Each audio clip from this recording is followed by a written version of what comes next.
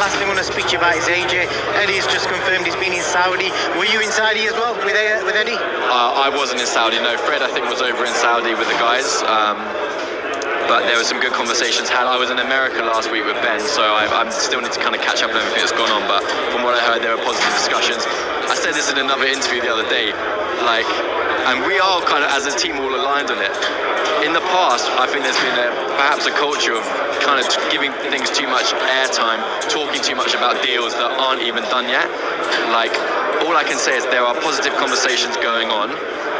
I believe that I know that there's 3 guys that are very committed. There's one heavyweight who I don't probably need to name, who's currently not as committed as the others, and the conversation is still going on. I don't know what those conversations are, but from our side, there's been positive talks, but until we have more information, we don't want to, give it too much airtime and speculate too much about what happened and when stuff might happen when there's not actually a deal in place yet. But the guys are out there last week, and it's positive conversations going on. That one heavyweight, you're referring to Tyson Fury? Yeah, probably, I would imagine. So you're suggesting that 3 out of the 4 are on ball with it and Tyson is still talking? I think so, because from what we've been hearing from Wilder's camp, what they've been saying publicly, they're very much up for it. From our side, we think it's a really exciting opportunity. Usyk, I'm sure his bros have come out and said the same thing. He's not tied to a broadcaster. There's very little politics that has to go on from Usyk's side. So we've heard 3 of the 4 corners of this deal come out and say positive things and be excited by it. But from what I can see, I've not heard anything from Fury, so I don't know what's going on. So, as you guys just heard once again, Tyson Fury doesn't seem like he's committed or interested or really, the only thing we've heard from Tyson, though, is that it's all BS.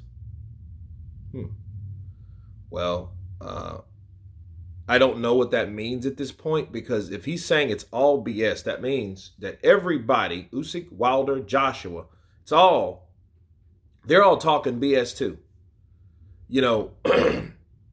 We've heard that Prince Khalid, Ramadan's over,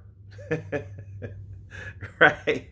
Assalamu alaikum. I'm not Muslim, but assalamu alaikum. It's over, right? And since it's over, what I heard after Ramadan is over, which it is, that they were going to put pieces together. That's why Eddie Hearn's there, or was there. That's why a lot of people were going to the Middle East, okay? And according to Tyson Fury, he's saying it's all BS. Well, maybe he's the only one saying that is because he's the only one that's not committed or really don't want it. And it's hard to try to convince people that it's all BS when, you got other people involved and they're all aboard on something, though, in defense of Tyson that has not been done yet. Nothing has been made yet, but understand the idea of it is already out. All they need is specifics. Something specifically in writing on what they want and what they agree to. Okay? And like I told you guys earlier, a couple weeks ago, the only scary thing and the only person that could stop this is Tyson Fury. And I think this is what I feel they should do. I think they should actually make that without him. I think Zhang could fight someone like Wilder instead of Tyson. And Tyson will probably be given, because he's going to fight Andy Ruiz. And if Tyson Fury fights Andy Ruiz, he's not going to, he could fight in December, because that is December. If it was September or October, no, it wouldn't. It would be too early, because we don't know about Tyson like that. And I'll get back to Tyson, but, I think they should definitely have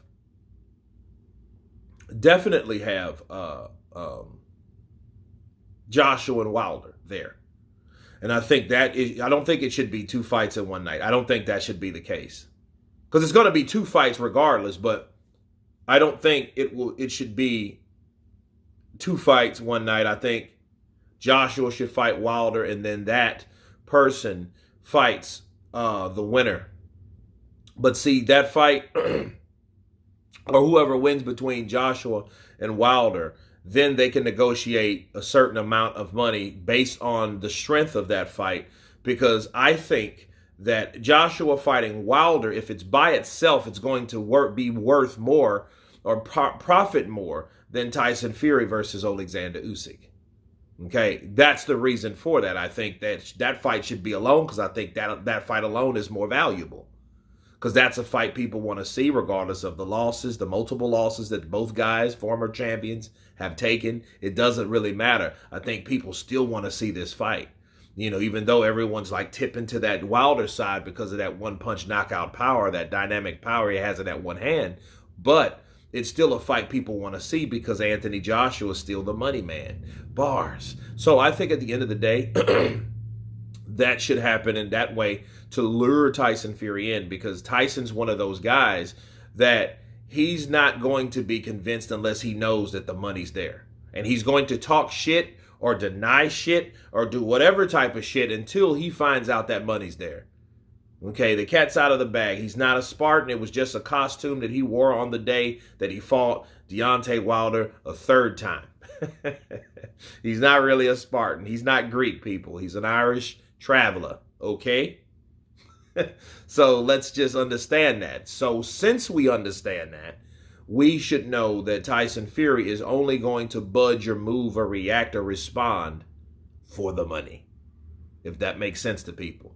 Okay, and as far as Usyk goes, though, Usyk has a greater job task because Usyk is the unified champion. He's not just one belt holder. He's not just a WBA guy like Daniel Dubois. He's not just a WBC holder like Tyson Fury. No, he's got and taken and conquered Anthony Joshua's old job, fighting mandatories back to back to back. So if he doesn't get a fight and Tyson does move around and run around, which I think they want, you know, he's going to fight Daniel Dubois, obviously, because that actually the purse bid, I think, what's the day? The 5th?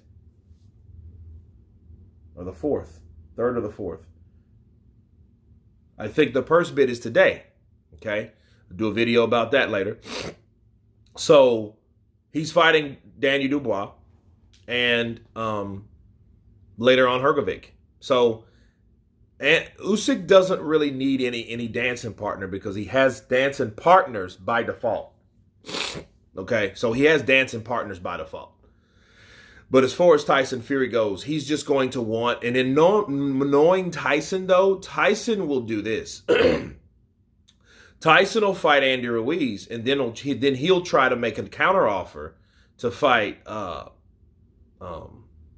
winner out of Wilder and Joshua. And if it's Joshua, that fight will be massive. I think that would be the biggest fight. And then that'll be a way for Tyson Fury, people, understand this. That'll be a way for Tyson Fury to get out of that undisputed fight.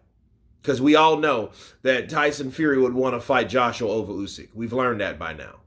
He's turned down 2 different offers of having the advantage at home and turning down a lump sum of money away from home in the Middle East. So, yeah.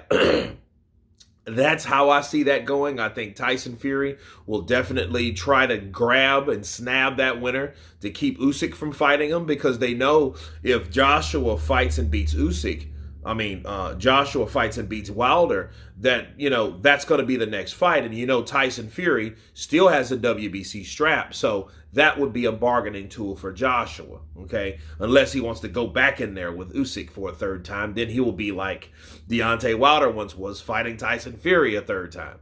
So it's really, really interesting to see how this would go. Okay, so, but let's say Wilder beats